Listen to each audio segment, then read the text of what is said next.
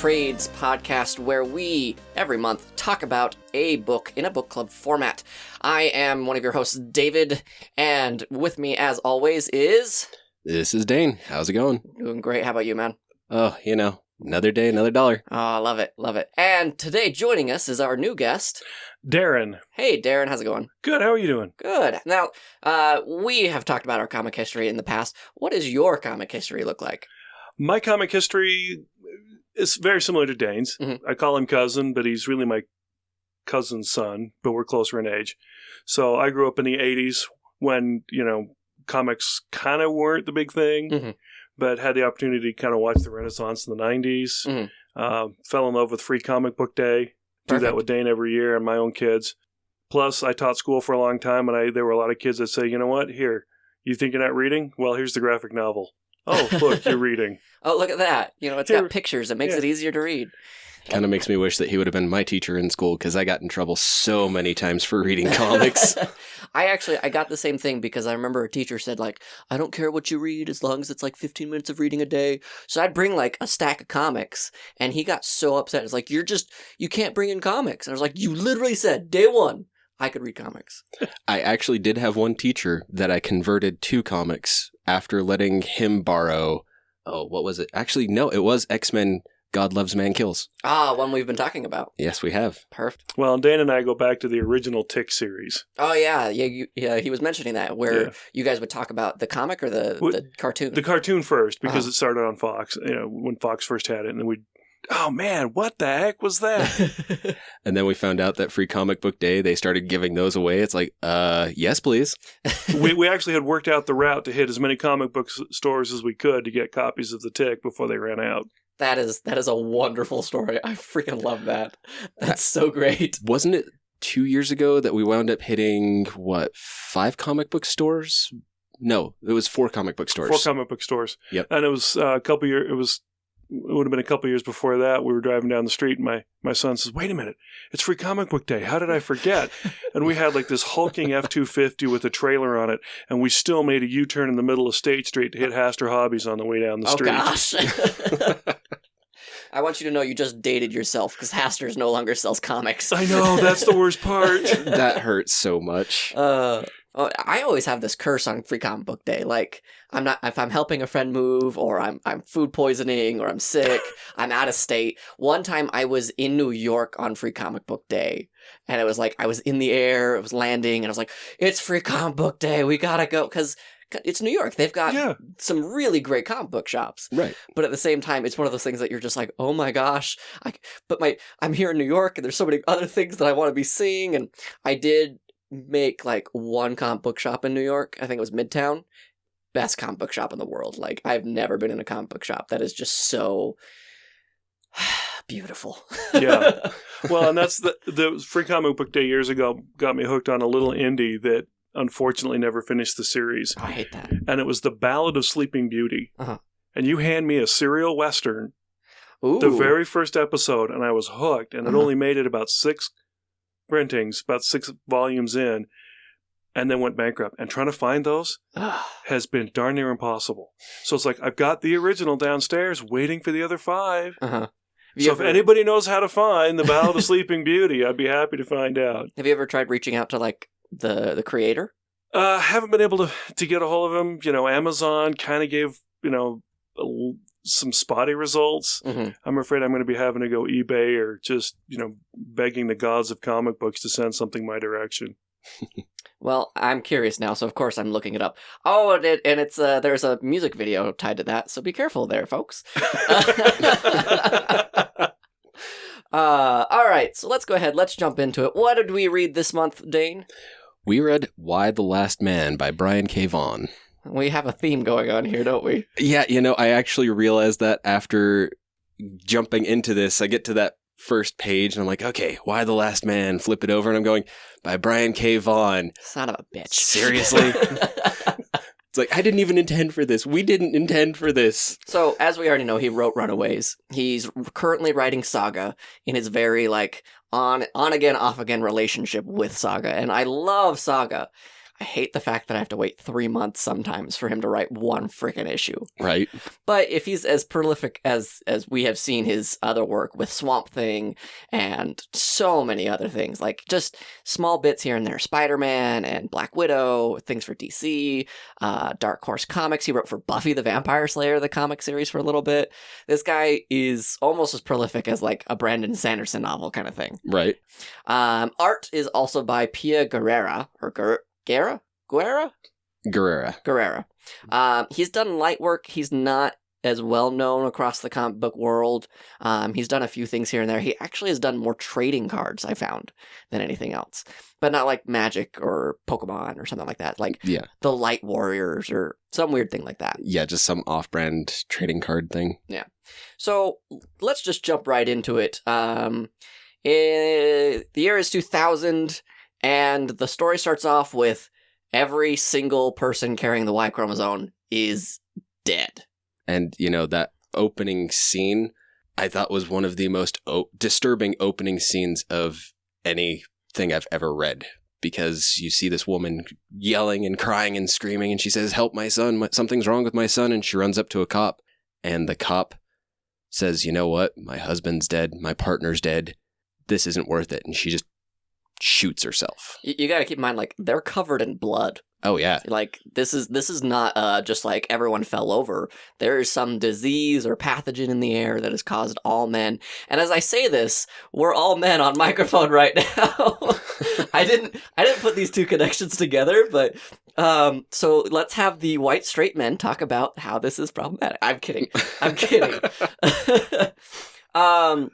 So I'm going to be honest here. This opening sequence, like, it really drew me in. Like, those first few panels, Brooklyn, New York, now, you see two women come up to each other. One's exclaiming and one's feeling this dread. And then it goes to the flashback. And I'm not a fan of that flashback kind of mentality. Right. Where the whole story is essentially told in flashback. Exactly. As I looked at the flashback, it kind of drew me in a different way. Okay. Because it started a countdown. Mm-hmm. So here was this immediate scene of chaos drawing in, but then all of the primary characters are introduced in this flashback mode, counting down to, you're now 10 pages in and you're back where you were at the beginning, finally understanding what this panic mode was, the chaos at the beginning was. Yeah.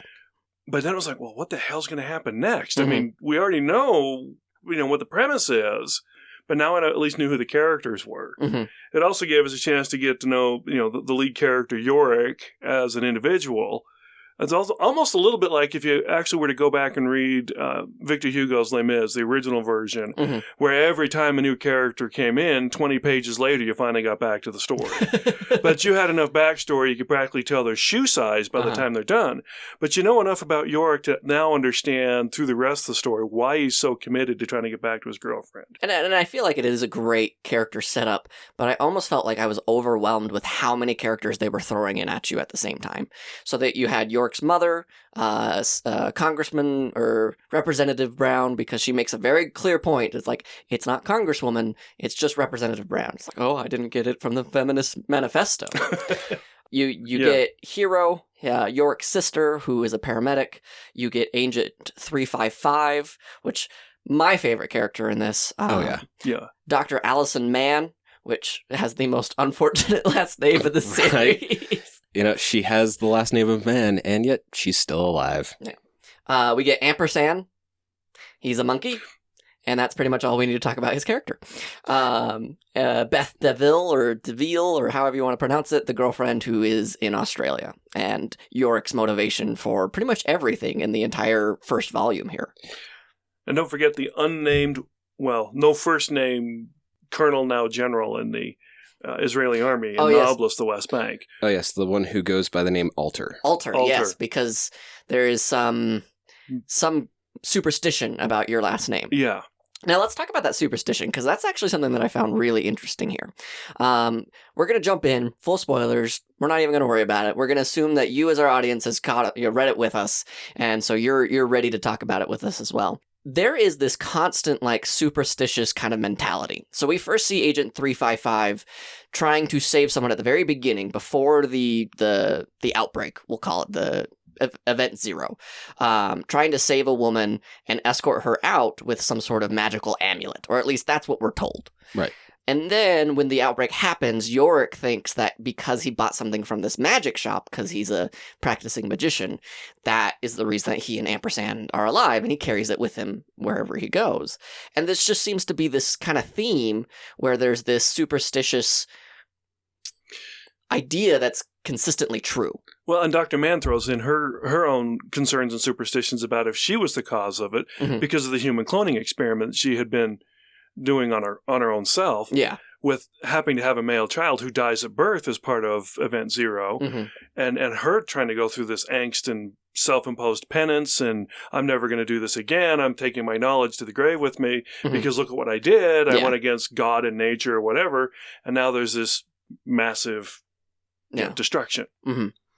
And like, she also she just shuts off from that superstition after that. Like, she goes, okay, I'm done.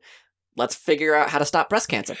Right. She goes she even winds up saying that, I'm the reason that all of the men are dead, so I have to at least do something to help save the rest of the women that are still alive and prolong their lives as long as possible. If I had one complaint about that part of the whole mentality of it, the whole superstition, was how in less than 3 panels of logical dialogue, then she's thrown her penance away and, okay, never mind, let's go back to what I did before. Yeah. Like, oh, well, it wasn't me? Oh, well, there's a relief. All right, let's go back to cloning. What is this, Star Wars? Are we going to make an army while we're at it? The first son's name is Boba. The original clone. So let's talk about more of the characters at this point. So we've got Yorick, Hero, Agent 355. So let's talk about Yorick Brown. He is your everyman, and I feel like, as great as this story is, he is purely here, for this first volume at least, to be the white boy for us to be able to put ourselves into that comic book. Right. My feelings towards Yorick were, he comes off as a very stereotypical millennial. Because he's a college grad who can't get a job because he has an English major. So what does he do? He takes up his hobby of escapism. I mean, the first time you literally see him, he's hanging upside down in a straitjacket, and his girlfriend says, I know that you're hanging upside down in a straitjacket. And he says, no. And she goes, and let me guess, you taught the monkey how to tie the straitjacket. I mean, what else are you going to do with a monkey? Teach it how to be a service animal like he's intended to?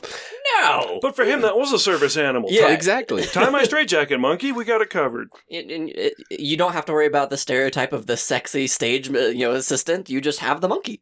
Great. Exactly. Well, and Dana and I talked about this a little bit before. I was caught by the name, Yorick. At some point, I expect him to be digging up Hamlet's skull and having a conversation with himself and some kind of perverse reversal of Shakespeare. That's something that they talk about a little bit later on. Hero even gives more flack to their father because of that, but we'll get to Hero in just a second.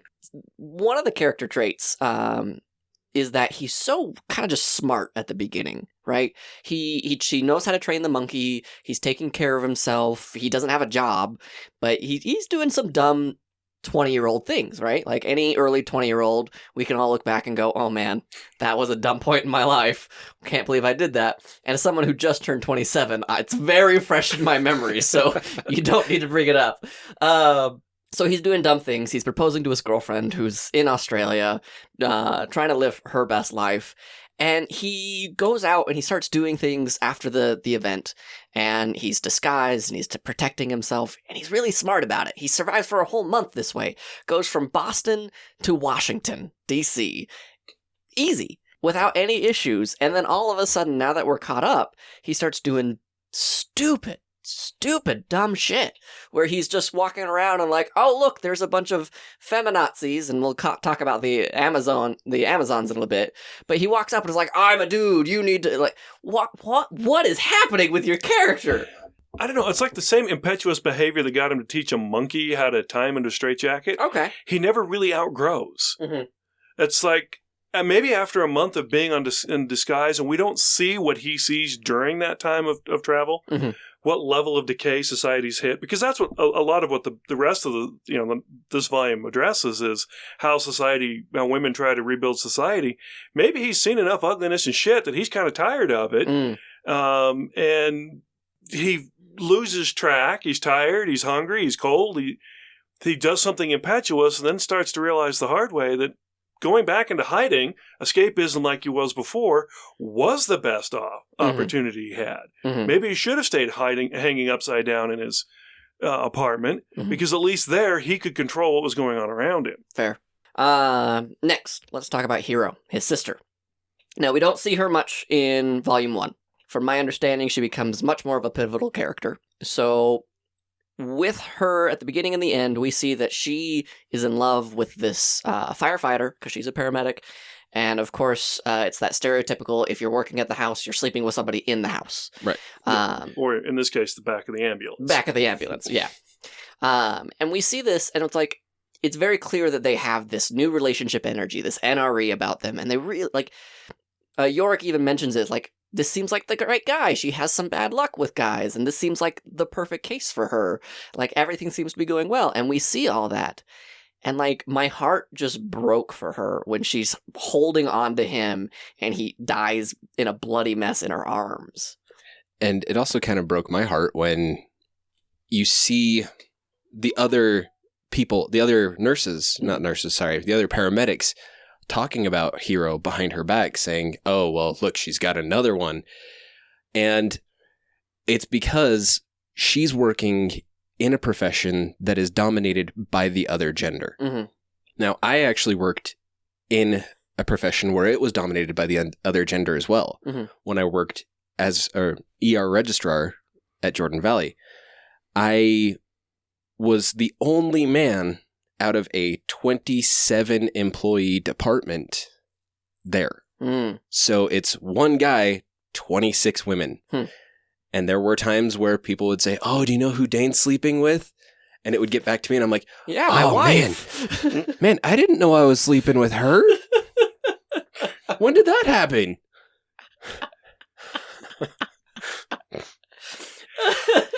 And see, for me, it was heartbreaking to see Hiro go from, at the beginning, in a healer role. She's a paramedic. She's a healer.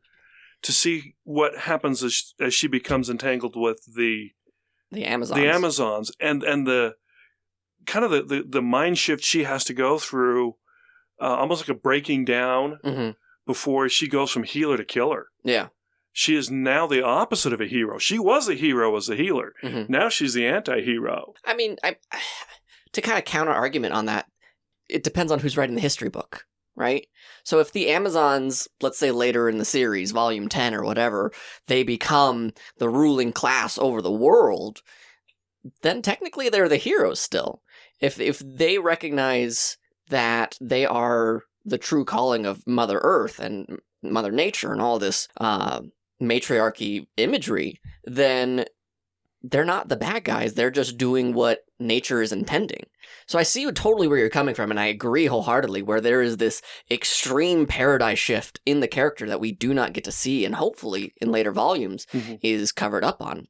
And I think that she honestly believes that she's doing what's right, but the way that she's drawn and her face is always sitting, it seems like this is a void to her that she's trying to fill. This is her alcoholism, right? Yeah. You know, this is a community that's there and consistent, and I can rely on them, but I know that it's not good for me, because she hesitates when she tries to kill someone, right? Yeah.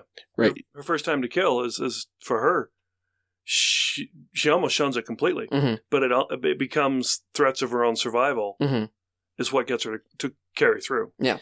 And I think that the interesting part is if you look at the aspect of her being in the field of service, because initially she is the paramedic, where paramedics serve the entirety. They serve you whether you're a man, you're a woman, gay, straight, black, white, whatever, they help you. Yeah. And seeing as there are no men anymore, with her going to the Amazons, she's still trying to fulfill that service because she thinks that she is trying to help perpetuate femininity or what have you for the entirety. Mm. She's still trying to help, but that's the only way that she thinks she can. Mm-hmm. Mm-hmm. Well, she's still in a survival role. When we think about traditionally what the roles of paramedic have been, paramedic's job is to keep them alive until they see Dane check in at the emergency room, and then the doctors do the final healing. She's still trying to survive. I mean, society itself is still trying to survive and heal, and that's very much what's portrayed through the first volume. Mm-hmm. As we travel from place to place, and as Hero begins to travel and see different places of the country, along with Yorick, and what's beginning to evolve in culture, as it's still pretty much based on, okay, once we get survival worked out, where do we go next? Yeah. I really like that. I like that aspect of the character where it's a sense of survival and not necessarily just this emptiness that is trying to be resolved or taken care of in any sense. I also find it interesting that very much, I mean, you did a great job of going back to the old myths about the Amazons, that what made them unique was that they were female warriors.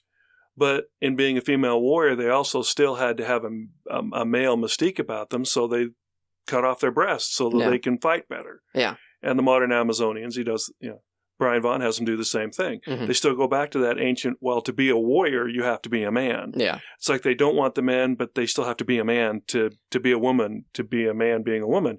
It's almost Victor-Victoria-esque because they get lost in that, what am I really? Mm-hmm. Am I a man? Am I a woman? Am I both? Am I trying to play both roles? And so they begin to lose a specific gender identity. I appreciate that Julie Andrews reference. Thank you.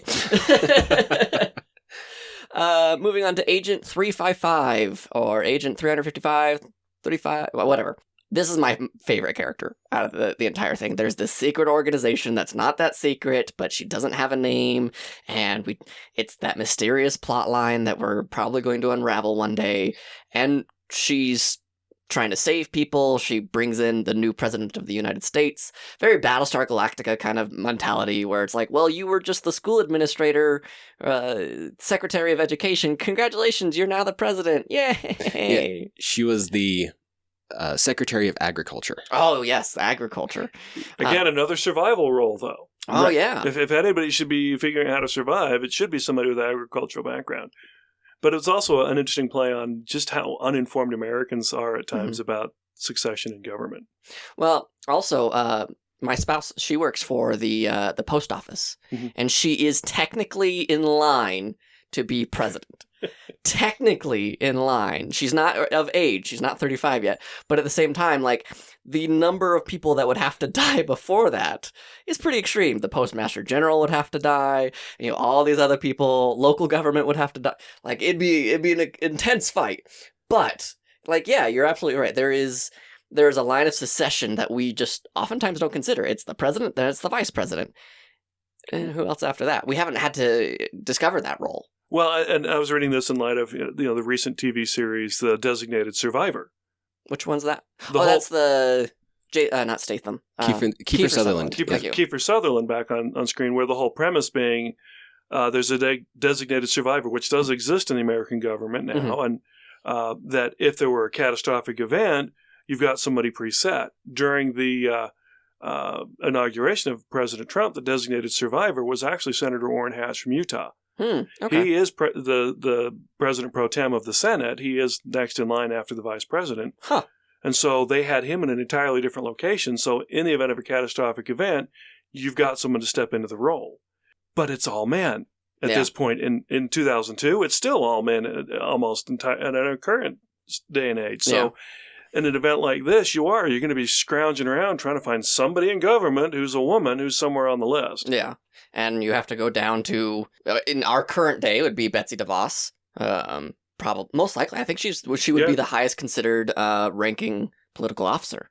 I believe she is, yeah. Yeah. She would be because we can't go to the Supreme Court because that's an entirely different branch. Yeah. Look at that. We're learning about U.S. politics. Sorry, not U.S. listeners. So 355, she's kicking ass, she's taking names, she's mysterious, she's letting Yorick learn the hard lessons the fun way for us. And I actually do love that because she does exactly what I do. Mm-hmm. And what I mean by that is I let people learn either by me teaching them and them listening to me, or if they aren't listening to me, I just sit back and watch the stupidity happen. I mean, that's how you get paid at the end of the day, right? Exactly.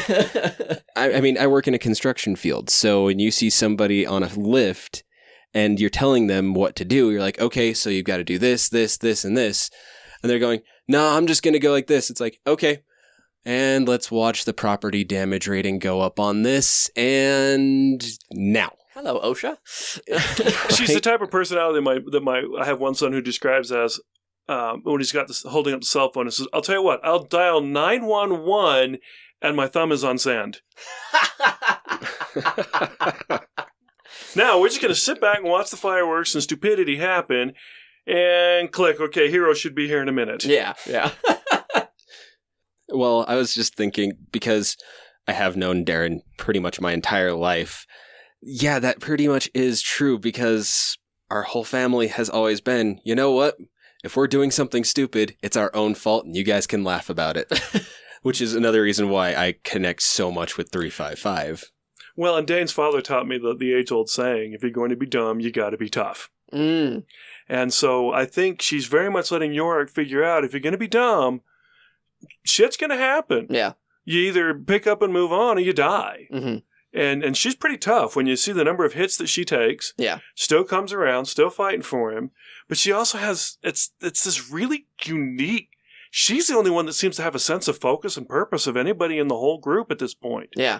And so for that, she's got a motivation to keep taking hits, watching Yorick be dumb, picking up the pieces, and still keeps moving him the direction he's got to be going. Yeah. She's almost like a Jiminy Cricket in a hood carrying a gun. Now, that's a great way of putting it. I really like this character for that reason, because she convinces the next Madam President to actually step up. She convinces Yorick to calm down for 2 damn minutes. You know, she convinces Dr. Mann, like you said, it's kind of a quick turnaround, but she convinces all these people to like, all right, we've got a life to live, we've got a world to run. Let's figure out what we need to do from here. Let's not focus on 3 years from now when we're trying to worry about population control. Let's worry about how do we make it to tomorrow. And she's actually using her focus as a mask, if you read into it, because she actually does state a few different times that she actually does have emotion. Like, for example, when she's knitting, she's sitting there knitting and she says, I do this when I have to keep my hands busy, when I don't want to be thinking about the hard stuff, the emotional stuff. And Yorick says, well, I thought that everything you do is just so you can kill. And she's sitting there knitting and he goes, well, yeah, you're knitting a cozy for your rifle, aren't you? And she goes, no, I'm not. But I can kill a man with these knitting needles. Yeah. But at the same time, in the very opening scene, as she's trying to bring, the archaeologist referred to earlier, to protection, when extremists burst into the scene, she says there doesn't need to be more killing, and trying to stop the extremists from just shooting up the whole room. Yeah. It's only at that point, when she sees that there isn't a diplomatic way out of this, then she reverts to her training. Yeah. No, and it's, again, my favorite character so far that we've really come across. I liked her references to the Culper ring. I honestly had to Google it. Yeah. And I used to teach history. I'm like, seriously? So how many of these people have actually existed through history that we may not actually know about, that have been pivotal? Yeah. And she makes the CIA look like a bunch of desk jockeys. Right? And does the Culper ring still exist? I mean, FBI, CIA, if you're listening to this, please ignore that question. We're going to put masking tape over the camera right now, so our FBI agent can't find us. Yeah, sorry, Mike. It was really nice talking to you again.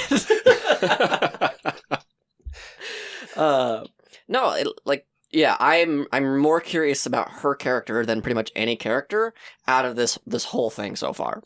Next, let's talk about Dr. Mann, Dr. Allison Mann, who gives birth to her nephew, daughter, child, person.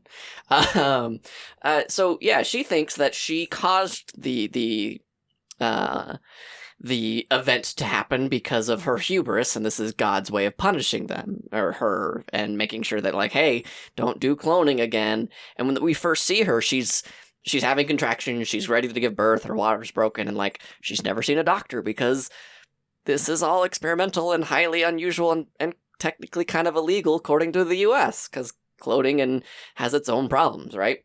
But we find out later that the androcide was possibly not caused by this, possibly caused by something else, back to that superstition.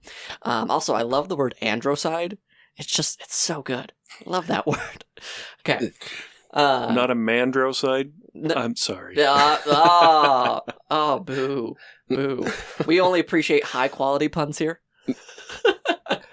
Then why do we have me on here? I don't know. I don't know why I'm hosting. Damn it.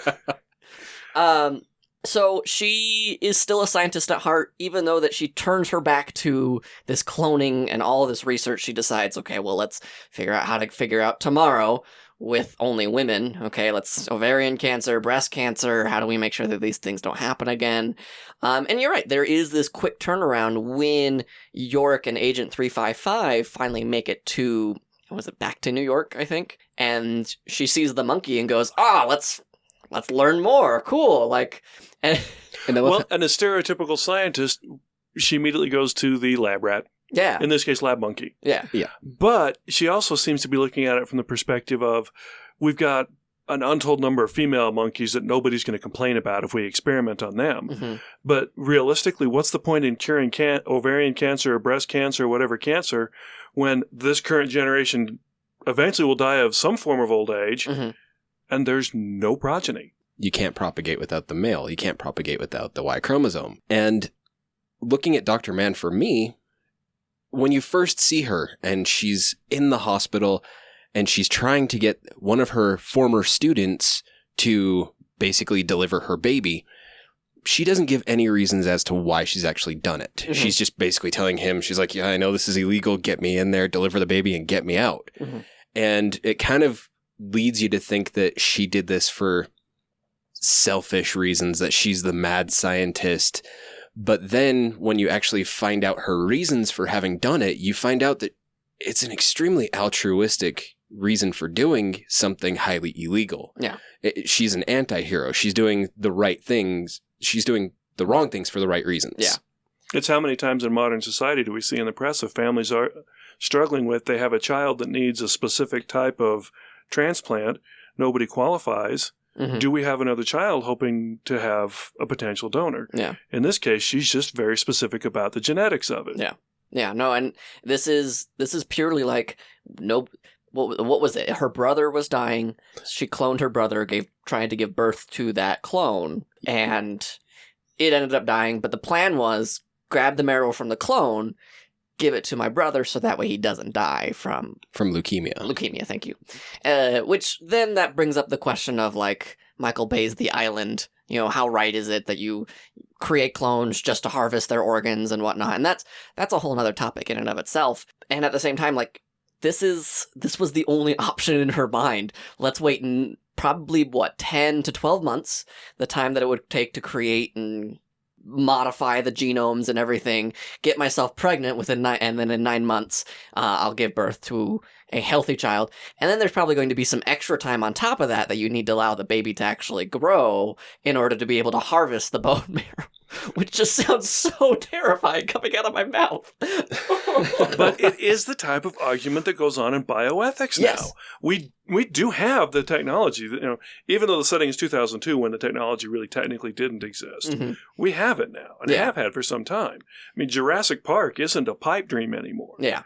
But it still goes back to that ethical argument of just because we can doesn't mean we should. Mm-hmm. And so she's thrown herself into that, but now she's thrown herself back into the original idea of the reason behind all of this research really was healing. Mm-hmm. So we go back to that healing motif that still keeps kind of creeping its way into the story Mm-hmm. as it goes along. And back to that, it's even not even just healing, but survival. How do I help my brother survive? And that's the default later, is how do we survive? But that was her motive, was not necessarily to expand my research. It was, I know my research works. How do I help my brother survive with my research? And I can only imagine that if it was successful, if this the androcide did not happen, that this would have been to the Supreme Court justices would have had to like sit down and talk with her, like, this is what you did, this is why we have a problem with it, what were your results, and there would be this huge debate up till 2002 or 2005 or whatever for people to figure out, like, okay, well, it's done. Like, we can't stop it. It has happened. How do we move on from here? What do we do with this information? Right. She would wind up being charged with crimes against humanity, even if it was found to be just, because with the laws being the way that they are now, human cloning is illegal. Mm-hmm. And with taking the marrow from the newborn baby, she would effectively be killing this brand new baby child. Yeah. So it would be considered a crime against humanity. So even if she did wind up saving her brother, she's still essentially a war criminal. Created a life and took that life. Right. Those are kind of the major characters. There's Yorick's mom, who's also in government, and she's running things for a little bit, trying to get everything up and running. But then the president comes in, and the president's like, well, if you have a son alive, then we should probably, make sure that he's taken care of. And Agent 355, who is so educated, knows, well, let's go see Dr. Mann. And so let's travel up. Any points, any other characters you guys want to mention? I think we've kind of tangentially referred to Ampersand the monkey.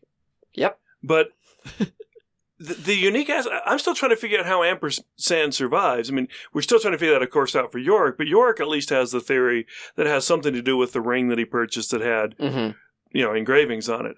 How did that include Ampersand? I mean, that's kind of one of those ifs, but it's also kind of funny because, I mean, if you ever want a comic hero, it's Ampersand, because the little bugger's pretty smart. Yeah.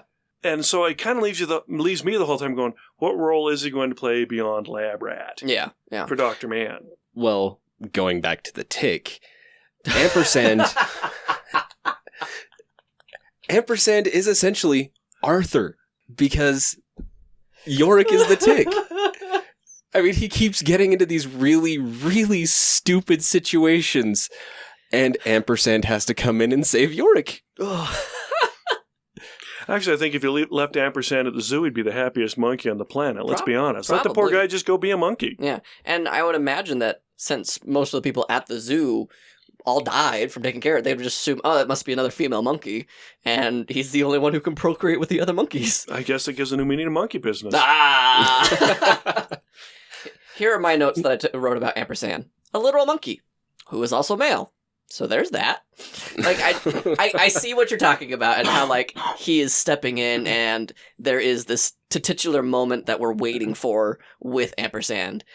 And we just don't see it right now, other than he's a pain in everyone else's ass. Well, and he's even, the name is another one of those. It's a great play on words, because the ampersand is what was frequently used to delineate an endnote in old publishing. He really is just an endnote. Yeah. Somewhere along the line, he's going to be able to explain something. But for right now, he's just an annoyance that your eye kind of skipped over on the page and then went back to it later. So, for my thoughts on Ampersand, he comes in and Yorick actually says that he is supposed to be a service animal. But every time Yorick tries to train him, he says, I just kind of lose motivation. Well, he's actually training Ampersand to be his own service animal. Yeah. I mean, you get that when he actually throws Ampersand at 355. And she's like, oh, come on, really? You know, I hate these monkeys. And then he just disappears. Yeah. He's trying to make Ampersand into the service animal because he actually is trying to help people. He has the desire, but he has no drive. Ampersand has the drive to help, but he only helps Yorick. Yeah. And outside of the long-distance relationship with his girlfriend, fiancée in Australia, you get the feel that other than growing up with Hero, and they reference moving around a lot, so they had each other, this is the most adult relationship he's ever had. Yeah. Is with a monkey in a diaper. I suspect at some point they may start flinging their poo at each other just because they're male, and they can, and they don't have to socialize. Yeah. But where he's now the epitome of masculinity in the modern world, is Ampersand going to be his role model for masculine behavior? It's kind of frightening to think about that way. It really is. And, like, even thinking about if it was just Yorick, thinking about this is the new male icon. Like, there is and we'll touch on this when we talk about the Amazonians, but there's this fear that a lot of people have that if feminists really take over, then we're going to be nothing but a bunch of sissy boys. And Yorick is kind of a sissy boy.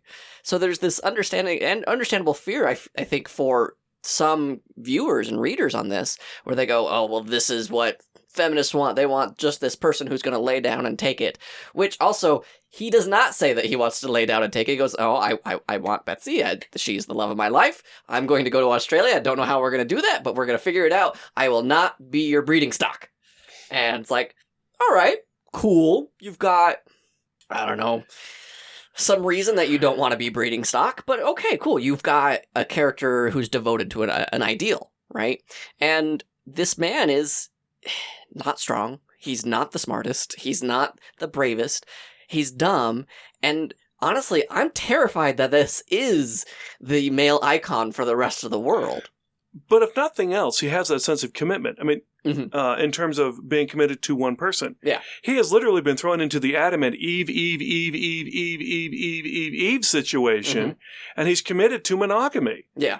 At a time when most people think of millennials as they don't have any sense of relationship like that. No offense to millennials, but that's the way they're portrayed in public, in the mass media and social media. They're all about hanging out together, but when it comes time to making a commitment, they can't even decide what kind of coffee to get, which is the way Yorick comes across. Yeah.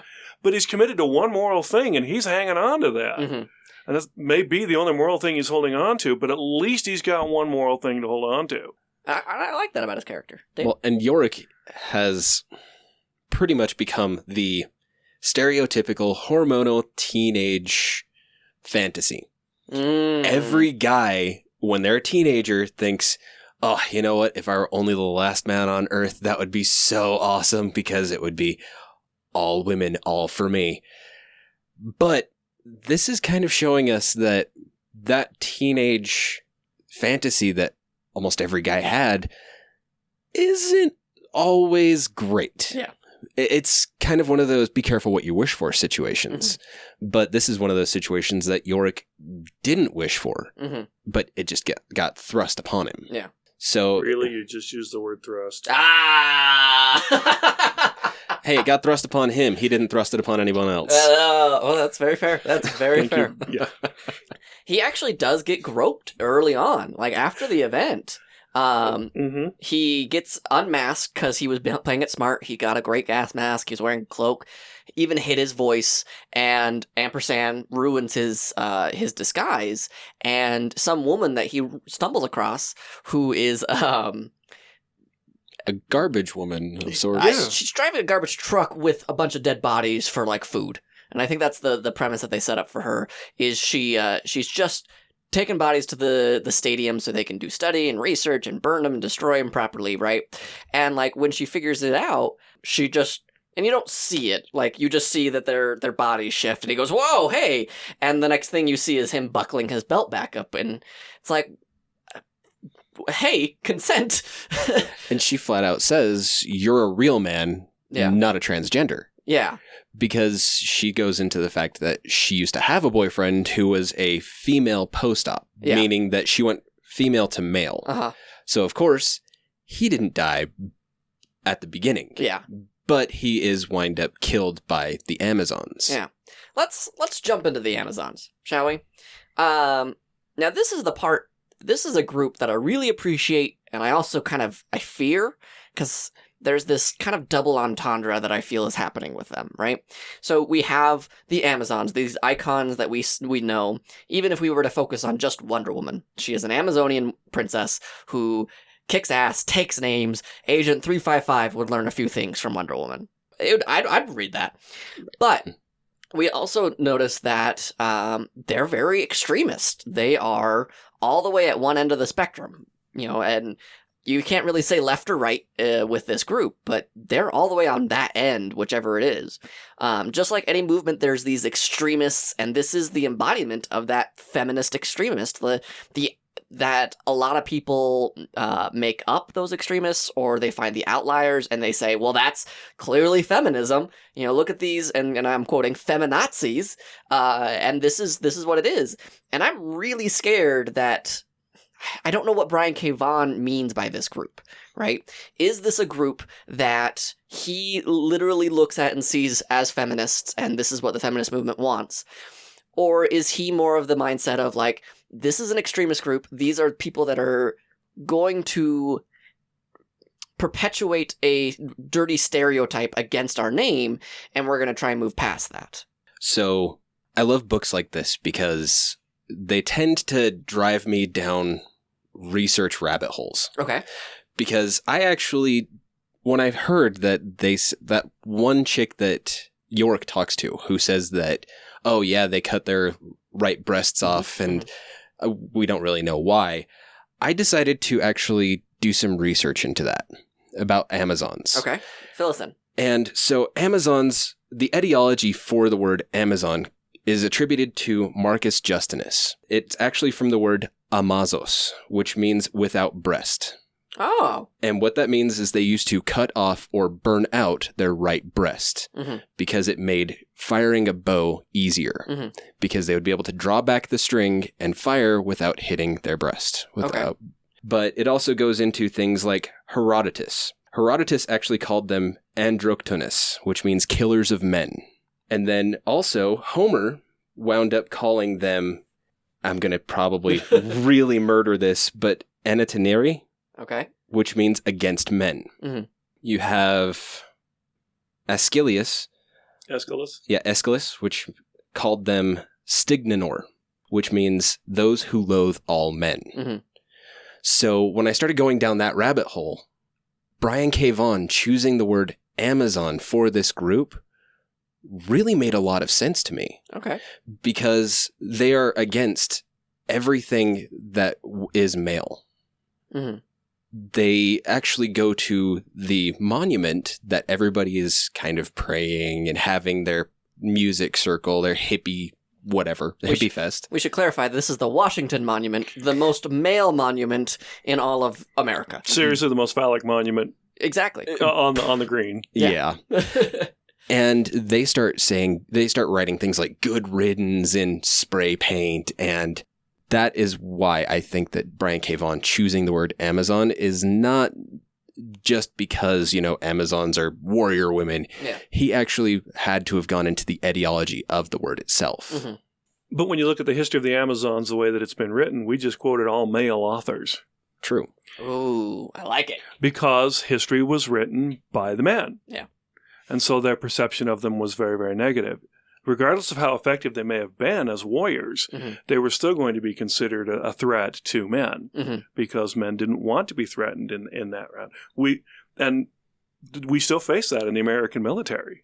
How far do you let women go in the military? And going down that research rabbit hole, I also found out that what Amazons used to do to procreate is they would go to this island of all male warriors. They would wind up procreating with one of their men. And if they wound up having a male child, the majority of the time, they would actually take that male child back to that male island. Either that, or they would leave them out in the middle of the woods to fend for themselves. So pretty much just kill them. Hello, Leonidas. Right?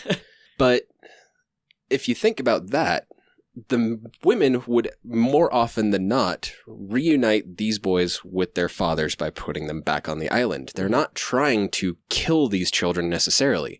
Even leaving them out in the wilderness, they thought that, okay, these children still have a chance, seeing as they're from warrior stock on both sides, of being able to survive.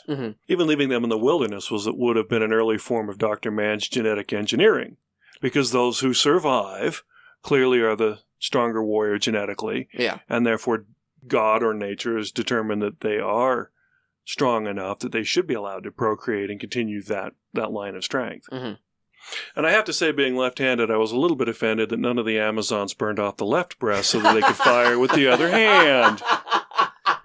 Can we not throw 1 in 10 back, please? Oh, come on. That's a very sinister thought. Hey. Do you really need representation in this comic book? Apparently not. Actually, as Dane and I were talking about this earlier, I said, is this an inappropriate time to throw in a Watership Down reference? Because For those who are familiar with Watership Down, as the rabbits travel from one warren to the next, each warren represented an extreme version of a society. Mm-hmm. In this case, the Amazon, we've already had an extreme version of the American government, where the wives of those in government have tried to take over and fill in their husbands' roles. Mm-hmm. The Republicans. I'm not saying that because it's... He chooses to make it the Republicans because their conservative interpretation of the Constitution being that role needs to be maintained. Mm-hmm. But it also still plays off that American split mentality. Yeah. But now but it's an extremist version of Republican and an extremist version of Democrat. We've now gone to an extremist version of feminism. Mm-hmm. One that I'm sure Phyllis Schlafly would be rolling on the floor in sheer anguish to see. Mm-hmm. But it's been portrayed that way. But then as we continue travels across the country, we continue to be introduced to alternate forms of extreme mentality, Mm-hmm. particularly when he ends up in a small town that was built next to a penitentiary. They save Yorick's life, but when he finds out they're all criminals, he flips on them. Mm-hmm. He goes to an extreme, how could I trust you? You're all criminals. And yet they treated him the most humanely of any group he's met so far, including his run-in with the Amazons, who are an extremist version of feminist behavior. Yeah. And, if we look at what Brian K Vaughan also writes, Saga is just such a forward-thinking kind of comic book. Not to really get into that, because that'll be another podcast. I guarantee we'll cover Saga at some point in time. It's one of my favorites. But we see the view that Brian K Vaughan often brings to his comics, where there is more of this equal mindset, where there is an honest and true dialogue between people. And so I have a very hard time thinking that this is something where he thinks, this is the natural process of feminism, or something along those lines, where he sees a group of women who saw everything wrong with the world and said, it was all caused by men, it was only men. And let's be honest, yes, almost every single war has been caused over something men did. And we come down to this mentality where we sometimes can forget that women can be terrible too. And I think this is that moment where we can remember, oh yeah, there are women serial killers out there. There are women murderers, rapists, robbers. Just people just want destruction of the world. Does not exclusively is not based on your sex. Your gender does not matter how you identify. A terrible person is a terrible person to its core. Correct. So I like to think that this is him saying, the extremists will find each other. The extremist Democrats, the extremist Republicans, the extremist feminists, the people who just want to live their life, where Yorick is sitting at the Washington Monument naming off all of the bands that are now gone. The creators of rock and roll itself are gone because of this, right? There's these groups that we just have to find ourselves fitting in with. And I read this in context of, for those who are familiar with Seth MacFarlane's show, The Orville. Ah, great show. Love it. It happened to be on a rerun last night. My wife happened to catch it, and it was one that I'd watched, admittedly, online. And there is a planet that is entirely male, the Balkans. The Mocklins. Mocklins. And their entire culture is research and development and production of weapons of war. Mm-hmm. And two of the characters, have a female child. Mm-hmm. And they're brought before tribunal to argue over whether or not they'll have the gender correction done on this child, which brings up in the modern world the issue of consent, of course, and when does a child recognize identity, but also just really how stable and secure is a single gender culture to begin with. Can it really be maintained that way without becoming very monocular in their view of the world? I really love that you brought that up, because that is what my favorite episode from the Orville, where you question who can we be without an ulterior, or not an ulterior, but an opposite viewpoint. And oftentimes someone else's gender can be that viewpoint of, my wife will always have a different viewpoint because she is subjugated upon because of the fact that she is a woman. She walks around identifying as a woman oftentimes, and people will treat her very differently than me, where I walk around representing very masculine. So you have this ulterior viewpoint where she might have that survival dependency. How do I survive in a man-driven world? Where I go, it's Tuesday. But it also shows a strong sense of adaptability, which we begin to see that the Amazons Vaughn's Amazons are struggling with in that particular episode, because you find out in the end the plot twist with Seth MacFarlane being that the author that is considered the quintessential author of Macleod literature and masculine behavior is the only woman on the planet living in a cave. Mm-hmm. And she has learned to mimic male behavior so well that she has become more male than the man who read her books. And that has it's so much of a culture shift for the Macleods that they can't accept it. Yeah. They just reject it out of hand, go back to still quoting her, but quote her as a man. Yeah. Where the Amazons, with Vaughan, he's still he's got them placed pretty well, but you do see dissent and cracks among the Amazonians themselves. Mm-hmm. Particularly the level of violence that their leader continues to resort to as almost the only means of solving any solution. Mm-hmm. When Hero balks at the first order to kill, then the other solution is still survival based. I'll give you more rations. Yeah. It's still survival based. It's still monocular in view. Mm-hmm. Well, and Brian K Vaughan is really good at writing stereotypical characters, but not for derogatory means. Mm-hmm. So what I mean by that is, take, for example, when the Republicans actually take that hostage. Okay. Woman has a gun, correct? Yep. Mm-hmm. And while the Republicans are talking, the woman with the gun who has the hostage accidentally shoots her hostage. Mm-hmm. And she says, oh, well, I've never handled a gun before. So that's the stereotype of women being bad with firearms. Mm-hmm. And all Republicans good with guns. Correct. And the whole thing is all about stereotypes. You've got the stereotypical congressman who actually derisively says to Yorick's mom, Congresswoman. Yeah. And it just keeps going from there, because you also have, the whole gun control pro-choice stereotypes. Mm-hmm. You've got the feminism stereotypes. So he's basically creating all of these different situations where you can look at that and see the extremes of the stereotype, mm-hmm. but not necessarily as negatives. It basically just points out those stereotypes in all people, all groups. We also, if we stack the Amazonians up next to Alter and now calling herself General Alter, and the Israeli PDF that's now flying all over the world doing whatnot, mm-hmm. is Alter really Amazonian? That's a good point. She plays the same role. Mm-hmm. She plays a military leader, but she plays it as a woman. Mm-hmm. Even her uniforms obviously form fit to verify the fact that she is very much a woman. Yeah. And very comfortable in being a woman in a man's role. Mm-hmm. She's become, both of them seem to come across as the Lady Macbeth. Mm-hmm. I have to unman myself to go commit murder, but I still have to be a woman in front of the men. So how do I justify and create these two roles in the same character?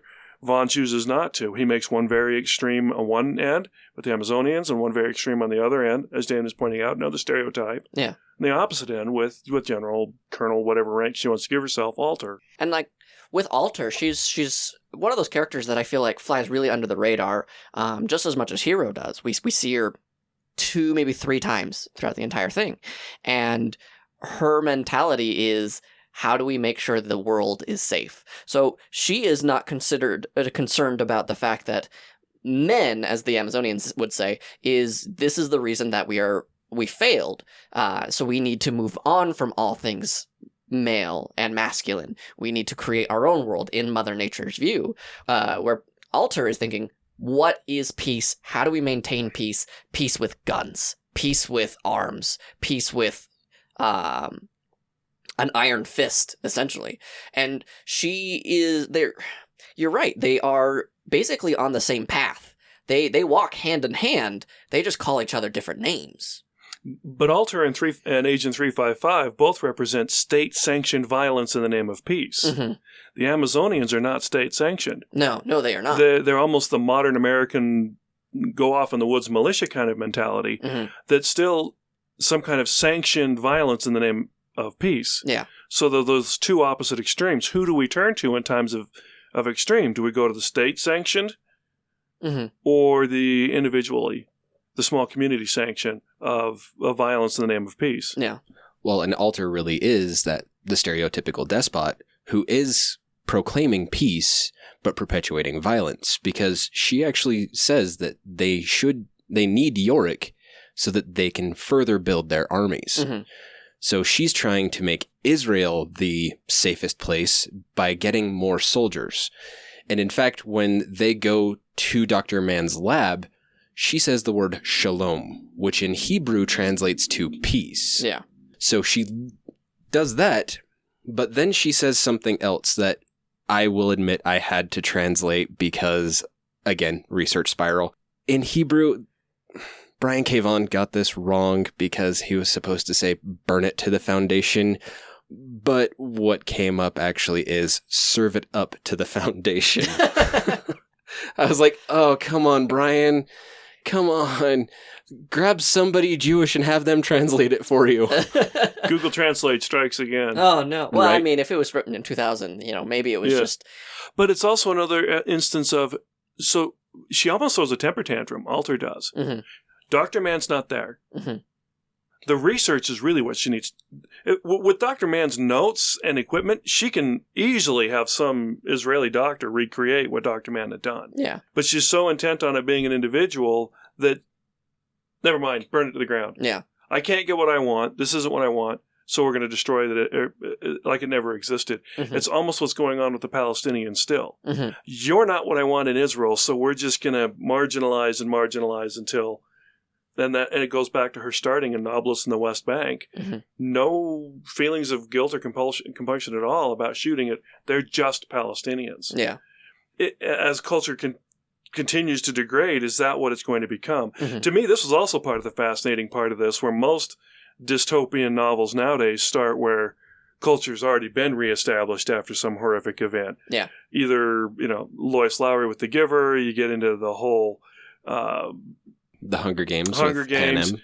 All of those. Even Mad Max has some form of culture that's Mhm. been reestablished. We're right now watching it disintegrate first in an effort to reestablish it.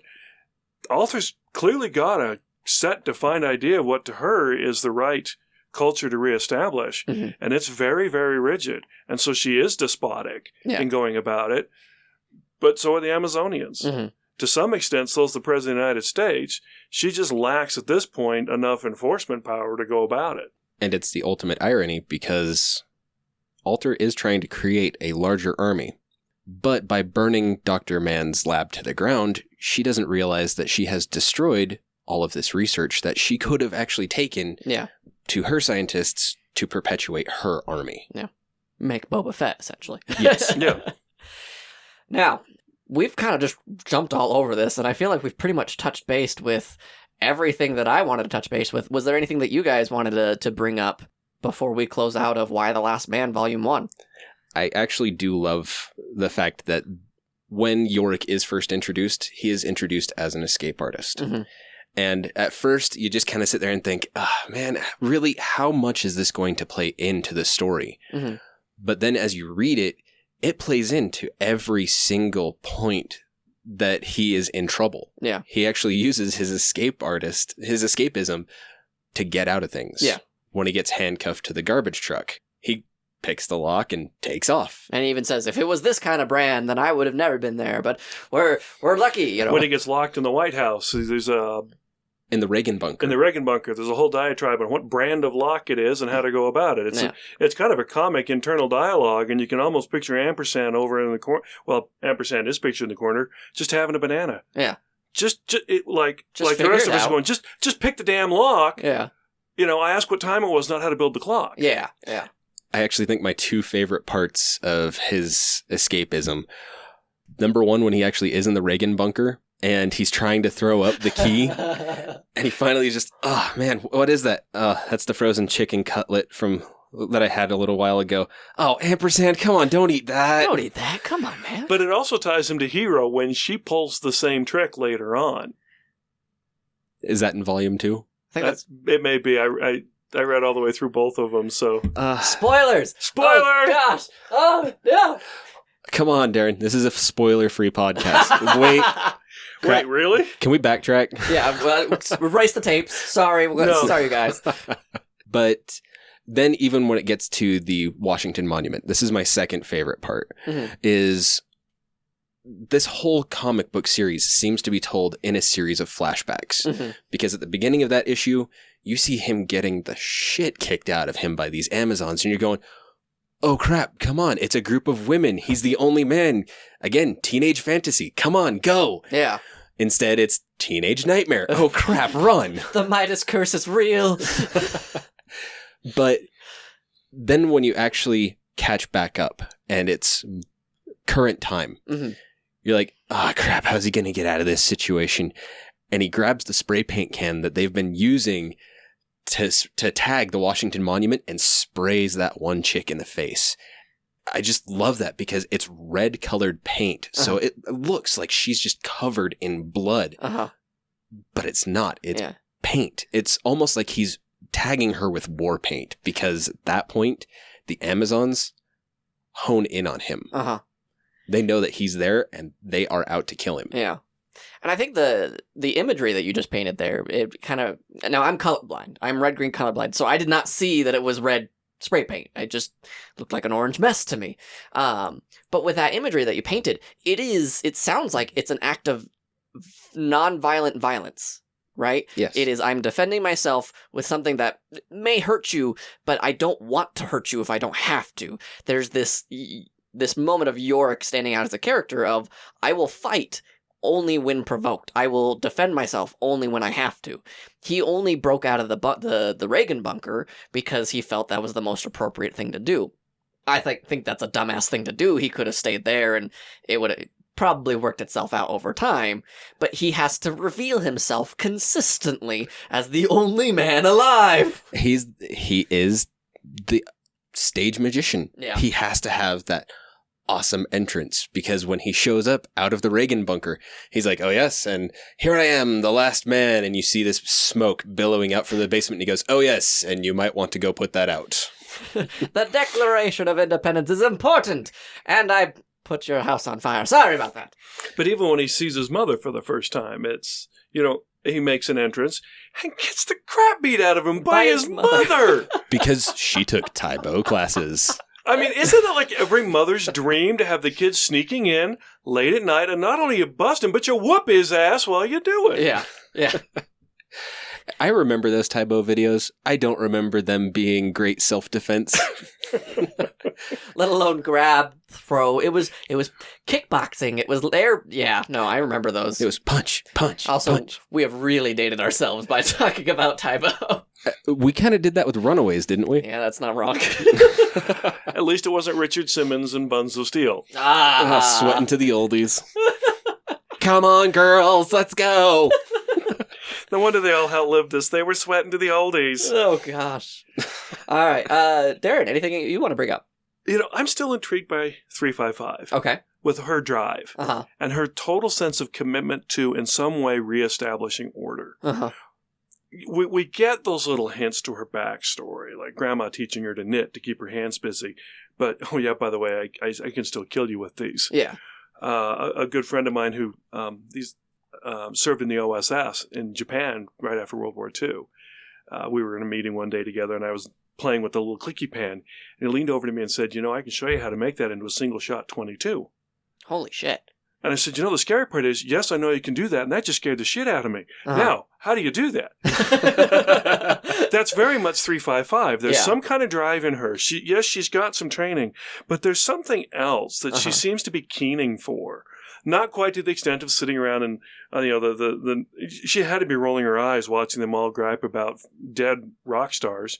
She's probably counting off agents that she knew who have, in fair amount of anonymity, defended freedom without people realizing it. Yeah. But she's still keening for the simplicity of grandma sitting on the porch, knitting a tea cozy or an M16 cozy or whatever this is going to turn out to be, because that is simple and doesn't, it's just a simple thing to do. Yeah. The simplicity of almost going back to Mayberry. Yeah.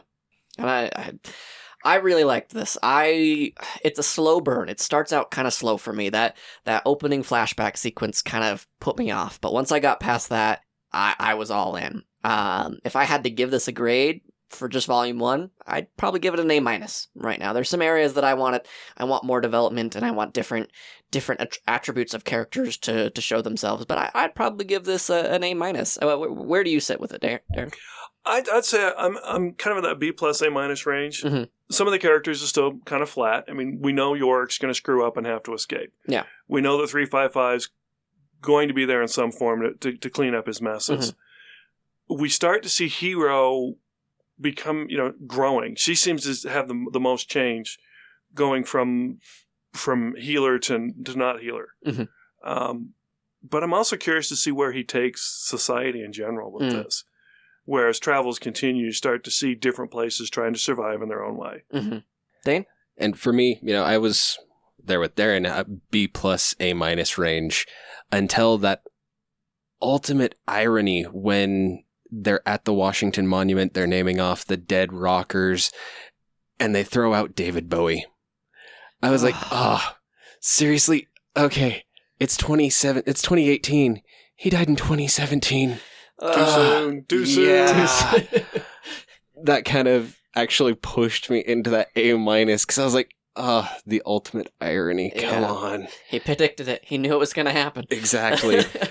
But no, I love this story. I love the way that Brian K Vaughan takes that teenage idea and just spins it into a dark place. Yeah. Like I was saying with the Runaways, of parents being the bad guys, parents being the supervillains. Mm-hmm. This is the same kind of thing of being the last man on Earth, but everybody in the world either trying to kill or fight you, or fight for you. I loved it. I love this more simplistic story. You follow some characters, whereas last month we covered Avengers versus X-Men. There are too many characters to keep track of, and you can't focus on these characters the same way that we are able to with Y the Last Man. So this is something I really hope that in the near future we'll be able to focus on again. Speaking of Avengers vs. X-Men, if you want to let us know what you thought of Y the Last Man, follow us on our Twitter at ComicTradesPod, and you can get a shout out on the show. We got a great call out from the Kick Punch cast run by Joshua Cook, who said, you guys did a real good job, and I can't wait for the next one. You guys remind me how good it really was, and you were really informative about it. Also, it's such a good topic because Marvel about to get the rights back to Fox, and mad about you guys only doing this once a month, but if that's good, I'll be fine. Hashtag keep working. So hopefully if we continue getting such great praise, we can pick this up and do this more than once a month. But thank you for those kind words. This was, Avengers vs. X-Men was a lot of fun. This month, I think, I enjoyed this more than Avengers vs. X-Men, personally. This was actually a great palate cleanser between Avengers versus X-Men and what we're going to be reading next. And, I actually wanted to give a friend of mine a shout out named Brandon Bateman. He actually had some really nice things to say about the podcast too. Ooh. He actually is a recent convert to podcasts, and our podcast actually converted him. Oh, yay. And he actually said, what was it that you said? I'm sorry, Brandon. I know that I have it on here somewhere, but he did wind up saying things along the lines of, this was my first podcast. I've been listening to it for quite some time. I've only been listening to the Runaways episode, but your podcast is really cool. And I said, oh, thank you, sir. So what did you like about it? And he said, it was very informative. You guys have good chemistry. Ginny and David were really funny, and I tried saying, oh, really? What'd you think about me? And he's like, you were you. That's why you have friends. They're honest. It's like, what about me? I'm not funny? And he says, nope, not at all. I was like, womp womp. So, with that being said, Dane kind of teased it. Next month, we are going to be reading one of my favorites, Lock and Key, written by Stephen King's son, Joe Hill. I'm really excited about that one. That's going to be really good. I've read that one before, and I can't wait to jump back into it. If you want to tell us what you thought about Y the Last Man, follow us on Twitter at ComicTradesPod, and we will be more than happy to talk about it with you and even mention it on next month's podcast. If you want to tell us about Lock and Key, message us there as well. You can also reach out to Dane, and you can tell him if you think he's funny. What's your Twitter handle? At Comic Nerd Dad. At Comic Nerd Dad. Go online. Tell him a joke. tell him a joke or two that he could use on the show, because apparently his friends don't think he's funny. Yeah, thanks, Brandon. Yeah, good. Real good. shot for the, confidence there. Yeah. And also, go give a listen to Kick Punch Cast. There's some really great guys. I listened to their show. They bring up some good comments. All right, so I will turn the rest of this over to Dane. Dane's got some really great, exciting news. So we actually have a couple of things that I wanted to throw out to you guys. First, though, I have something that I wanted to throw out to David. Aw. Seeing as I had missed his birthday, and also seeing as I wanted to, in some way, shape, or form, thank him for letting me help him with this endeavor. Mm-hmm. I was given recently a stash of comic books by my in-laws for a birthday present, an early birthday present. Mm. And I decided I was going to pick out some to give to David. Aw. Just because, we've been friends for quite some time. And some of these he's mentioned on the podcasts. Mm-hmm. Others he's mentioned the imprint, but not these comics. Okay. So here are some comics for you, David. Oh, gosh. Okay, so we've got Master of Kung Fu Max. I don't even think I've heard of this one. I just remember you saying that you were a fan of the Max lines because they were the darker, grittier versions of Marvel, and they were a bit more fun. Yeah. And I found that in one of the boxes and I'm had to excited grab read it. that one. We've got Storm and Magic. Oh, yes. Ah. Oh, my gosh. The only downside was there was the first, second, and fourth issue. They didn't have the third. I think I'll figure out how to work from that. But oh my gosh, I love Magic so freaking much. You know me so well. Oh yes, Hellstorm. You get on that devil worship stuff that I love so much. Yep. I am an avid D&D player. I have lost my soul to D&D.